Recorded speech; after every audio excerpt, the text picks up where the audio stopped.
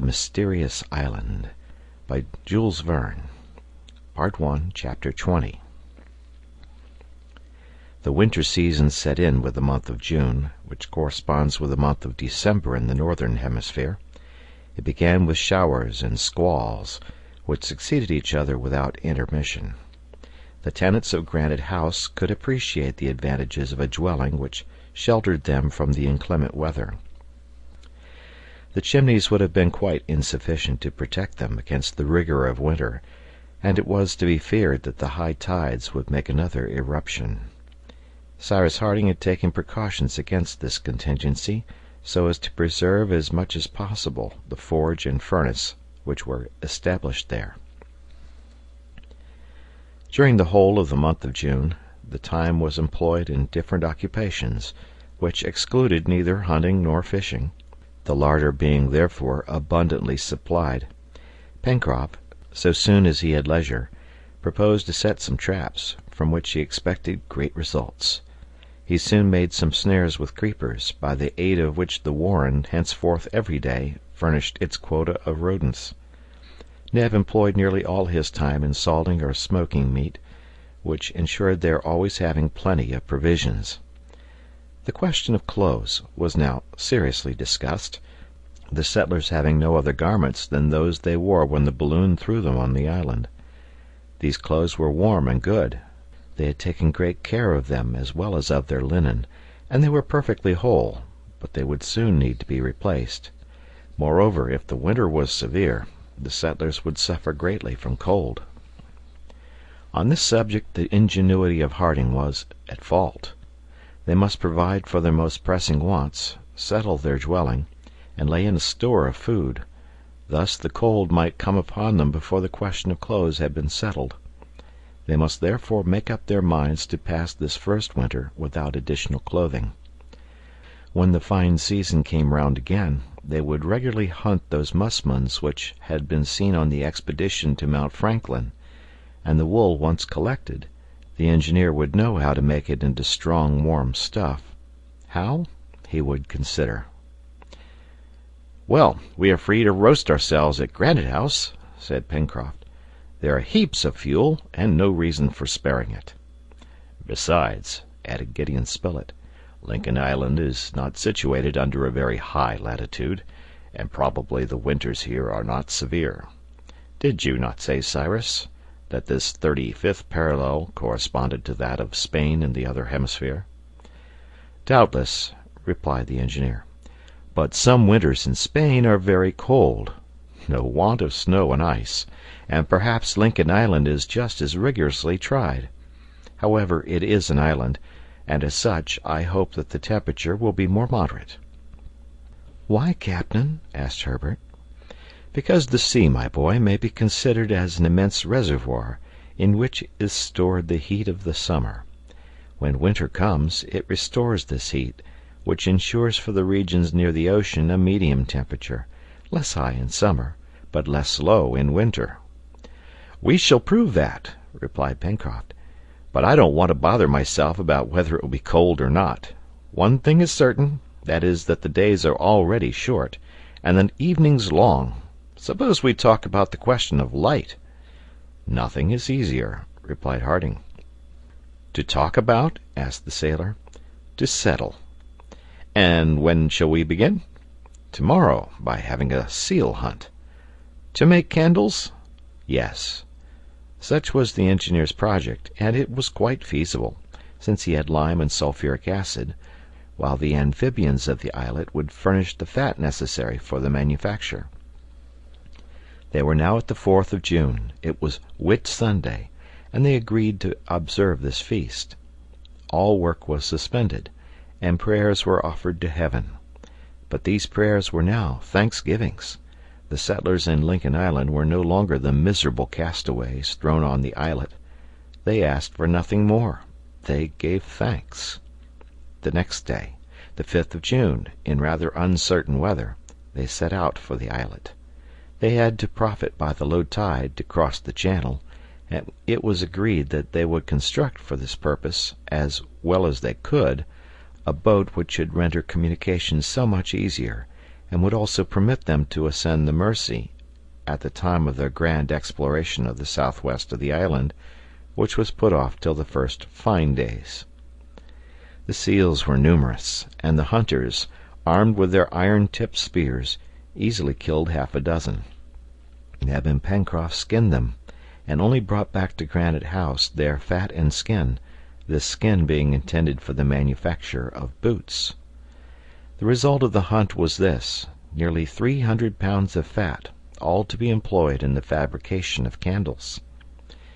The operation was extremely simple, and if it did not yield absolutely perfect results, they were at least very useful.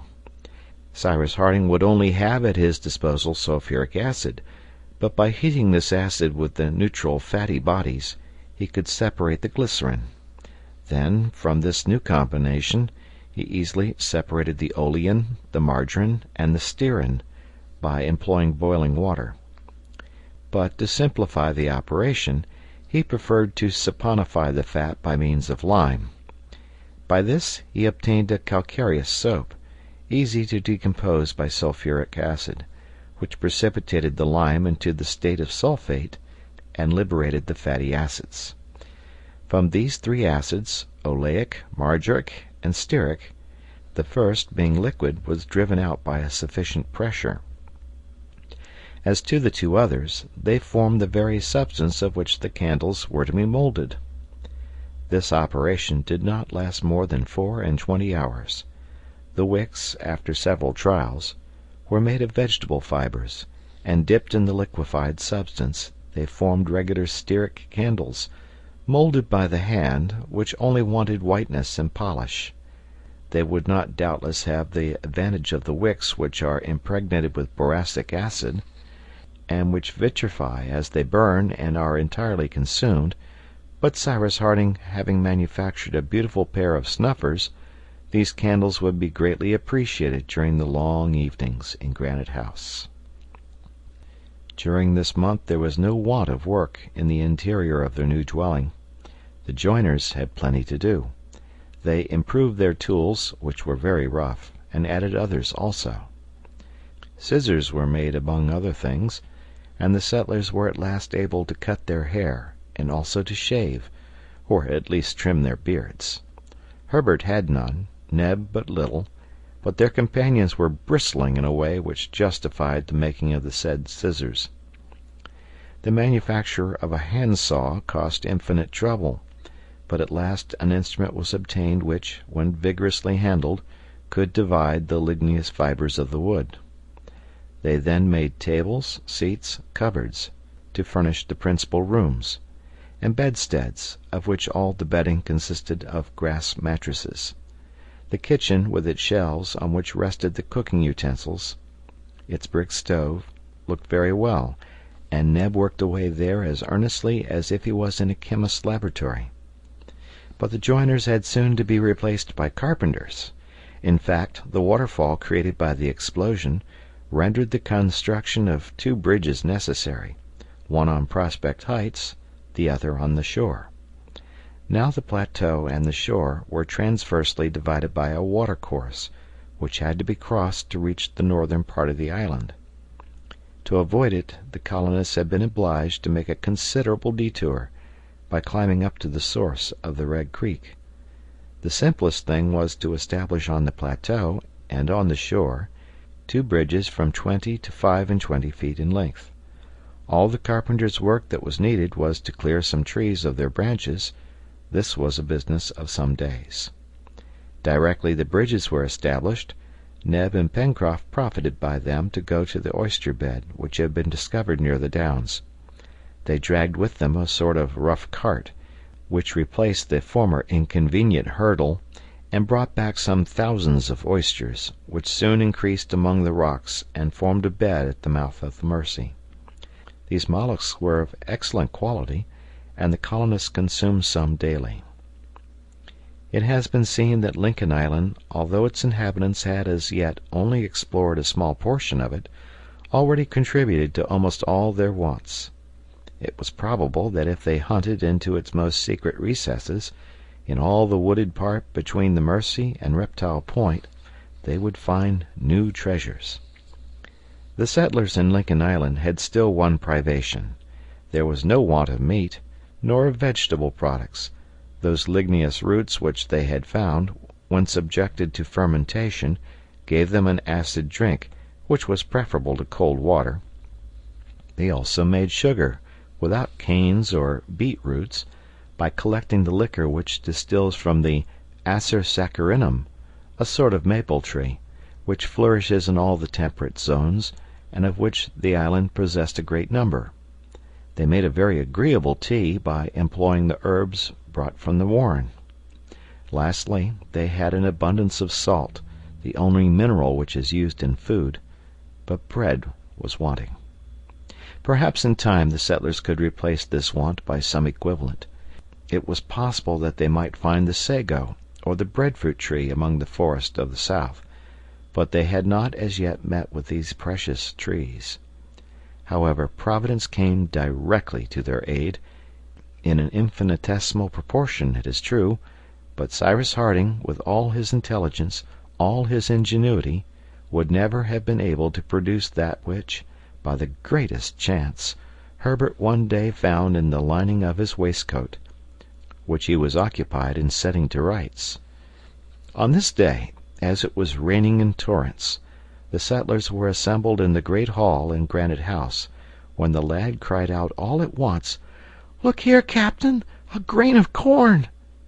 And he showed his companions a grain, a single grain, which from a hole in his pocket had got into the lining of his waistcoat. The presence of this grain was explained by the fact that Herbert, when at Richmond, used to feed some pigeons, of which Pencroft had made him a present. "A grain of corn?" said the engineer quickly. "Yes, Captain, but one, only one." "Well, my boy," said Pencroft, laughing, "we're getting on capitally, upon my word.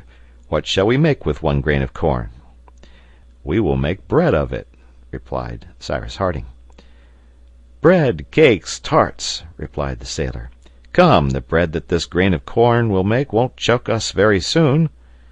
Herbert, not attaching much importance to his discovery, was going to throw away the grain in question, but Harding took it, examined it, found that it was in good condition, and looking the sailor full in the face, "Pencroft," he asked quietly, "do you know how many ears one grain of corn can produce?" "One, I suppose," replied the sailor, surprised at the question. "10, Pencroft. And do you know how many grains one ear bears?" "No, upon my word." "About 80," said Cyrus Harding. "Then, if we plant this grain, at the first crop we shall reap 800 grains, which at the second will produce 640,000, at the third 512 millions, at the fourth more than 400,000 of millions. There is the proportion." Harding's companions listened without answering. These numbers astonished them. They were exact, however. "Yes, my friends," continued the engineer, "such are the arithmetical progressions of prolific nature, and yet what is this multiplication of the grain of corn, of which the ear only bears 800 grains, compared to the poppy plant, which bears 32,000 seeds, to the tobacco plant, which produces 360,000. In a few years, without the numerous causes of destruction which arrest their fecundity, these plants would overrun the earth." But the engineer had not finished his lecture. "And now, Pencroft," he continued, "do you know how many bushels 400,000 millions of grains would make?" "No," replied the sailor, "but what I do know is, that I am nothing better than a fool." "Well, they would make more than 3 millions at 130,000 a bushel, Pencroft." 3 millions!" cried Pencroft. 3 millions. "In 4 years?" "In 4 years," replied Cyrus Harding, "and even in 2 years, if, as I hope, in this latitude we can obtain 2 crops a year." At that, according to his usual custom, Pencroft could not reply otherwise than by a tremendous hurrah. "So, Herbert," added the engineer, "you have made a discovery of great importance to us. Everything, my friends, everything can serve us in the condition in which we are. Do not forget that, I beg of you." "No, Captain, no, we shan't forget it," replied Pencroft. "And if ever I find one of those tobacco seeds, which multiply by 360,000, I assure you I won't throw it away.